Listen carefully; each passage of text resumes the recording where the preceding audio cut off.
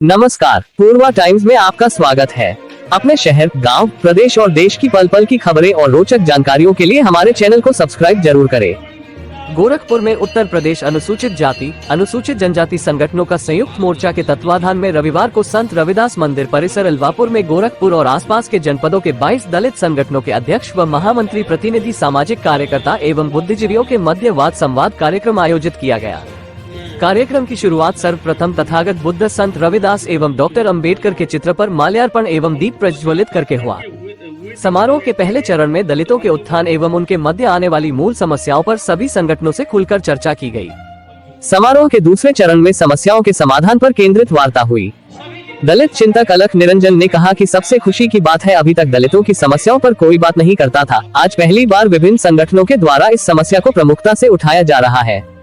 जब इस समाज की समस्याएं सामने आएंगी तो उसका समाधान निश्चित रूप से होगा। समारोह में प्रमुख रूप से दलित चिंतक अलख निरंजन, हरि शरण गौतम, डॉक्टर सोनू केशरवानी, रामचंद्र प्रसाद त्यागी, केसी भारती, प्रदीप विक्रांत, आरजे बौद्ध, सूरलाल बौद्ध, DN चौधरी, ध्रुवराम बौद्ध एडवोकेट, रामेश बौद्ध, डॉक्टर अनिल गौतम, जवाहरलाल सहित तमाम वक्ताओं ने अपनी बातें रखी। कार्यक्रम का सफल संचालन प्रदीप विक्रांत ने किया। इस अवसर पर RB Bhaskar, doctor N Chaudhary, Purnamasi, Teju प्रसाद, महेंद्र कुमार, अखिलेश कुमार, गीता बौद्ध, राम प्रताप, दयानंद भारती, YL भारती, अशोक कुमार बौद्ध, प्रबुद्ध चंद्र भारती, दयानंद, वसंत प्रसाद सहित सैकड़ों लोग उपस्थित रहे।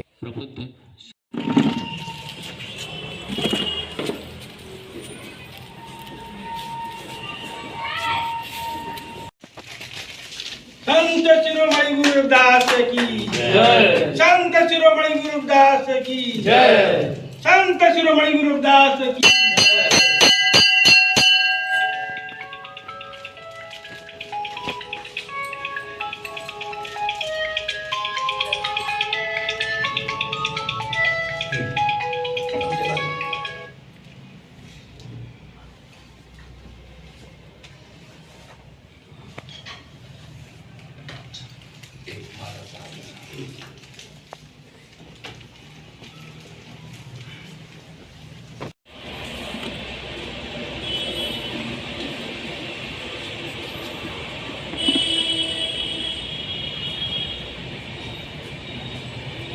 ये पुष्पांजलि जितने लोग उपस्थित हैं आप सभी के द्वारा हो रही है, क्योंकि बारी बारी से सबको आमंत्रित करना वो समझ आया होगा, इसलिए आप सब लोगों की तरफ से पुष्पांजलि हम लोग अर्पित कर रहे हैं। और आपने इस तरह के की वैचारिक एक जो इकट्ठा किया, लोगों को वैचारिक बहस के लिए, वैचारिक चिंतन के लिए इकट्ठा किया, इसके लिए आप सभी लोग बधाई के पात्र हैं बहुत। और इसके साथ ही साथ आपको इस बात की भी क्रेडिट दे दूं साथ ही साथ कि यहाँ आने पर जो आपने काम किया उसमें एक समस्या तो तुरंत हल हो गई। वो जो सबसे बड़ी समस्या ये थी कि हम समस्याओं के विषय में सोचते ही नहीं। कम से कम आपने समस्याओं पर सोचना शुरू करवा दिया। एक समस्या तो अपने आप हल हो गई। एक परिणाम तो आ गया कि हम लोग समस्याओं पर सोचने लगे। नहीं, हम लोग समस्याओं पर सोचते कहाँ थे। कहना चाहती हूँ कि आप लोग आते हैं, बहुत अच्छा है, लेकिन आप लोग अपने साथ महिलाओं को लेके आइए तो उससे और भी अच्छा रहेगा। ये सबसे बड़ी समस्या है, यही बन चुकी है। सभी जितने भी सरकारी संस्थान है, रेल, भेल, सेल, गेल,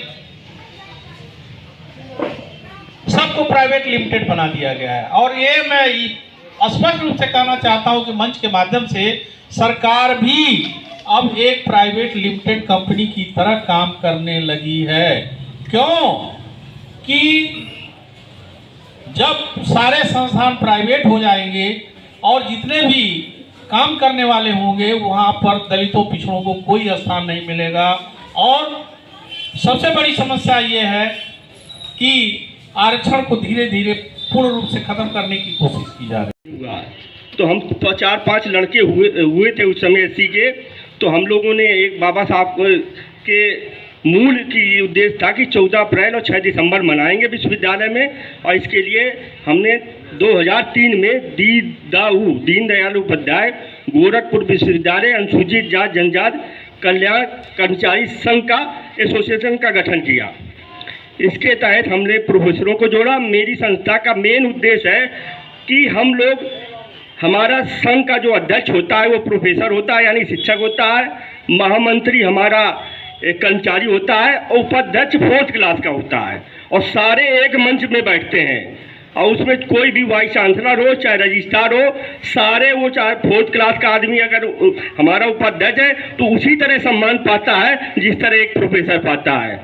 आज का जो विचार है मैं बता दूं। पहले जो मेरा संगठन है, मेरे संगठन का नाम है उत्तर प्रदेश अनुसूचित जाति जनजाति पिछड़ा एवं अल्पसंख्यक माध्यमिक शिक्षक संघ, उसके मैं प्रदेश अध्यक्ष हूँ।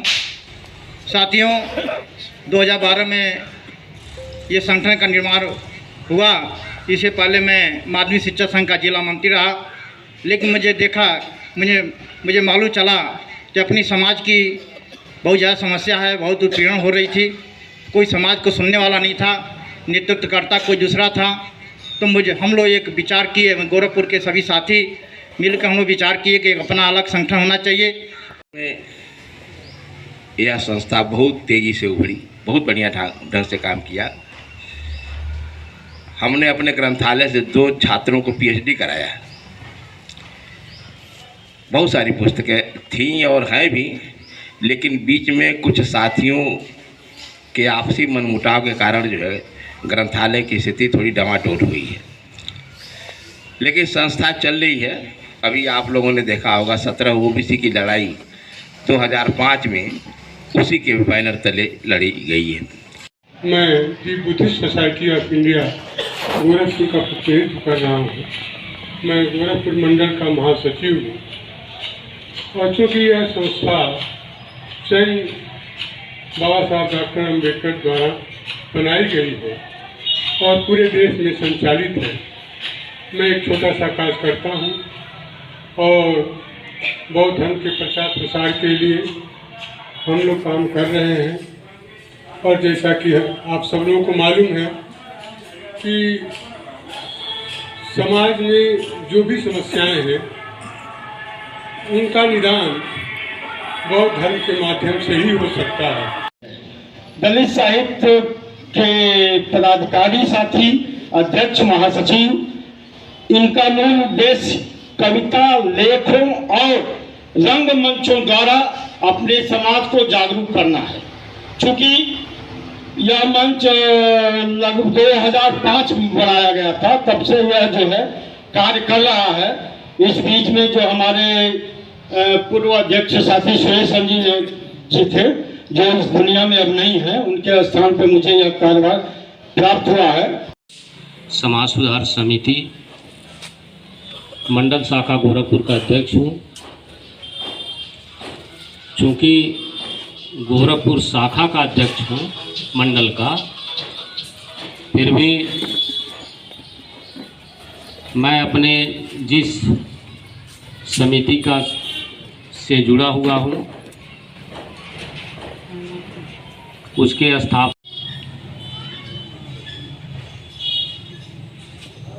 चूँकि संचालक जी द्वारा ये बात आई है कि पहले तय था कि मंच नहीं रहेगा, लेकिन अब मंच है। तो मंचासीन हमारे प्रबुद्धचंद संचालक जी और सामाजिक संगठनों के समस्त प्रतिनिधिगण, प्रबुद्ध साथियों,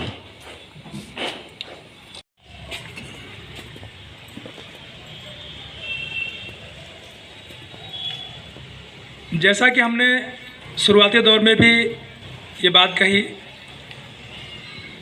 कि पारंपरिक जो तरीका था हमारा भाषण देने का, तमाम बड़ी बड़ी बातें करने का, उससे हटकर एक संयुक्त मोर्चा द्वारा प्रयोग हम लोग कर रहे हैं।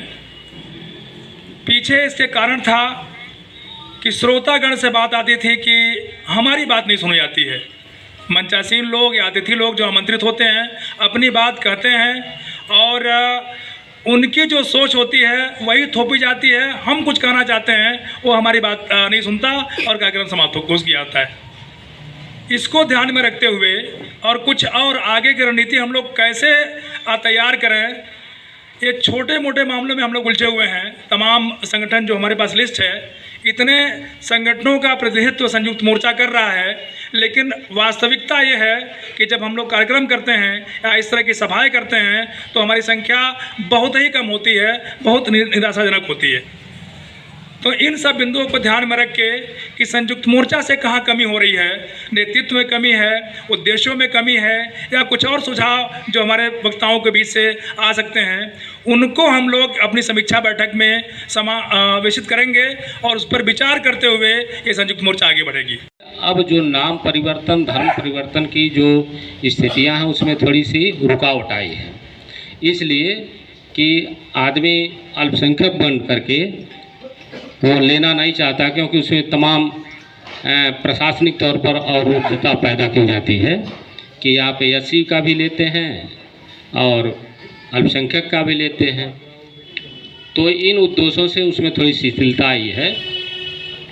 और क्योंकि ऐसा देखा गया कि जैसे बैकवर्ड की लिस्ट में कम से कम दर्जन भर मोहम्मदन की जातियाँ ओबीसी में हैं, तो वह ओबीसी का भी लाभ लेते थे और अल्पसंख्यक विद्यालयों में वहाँ भी लाभ लेते थे।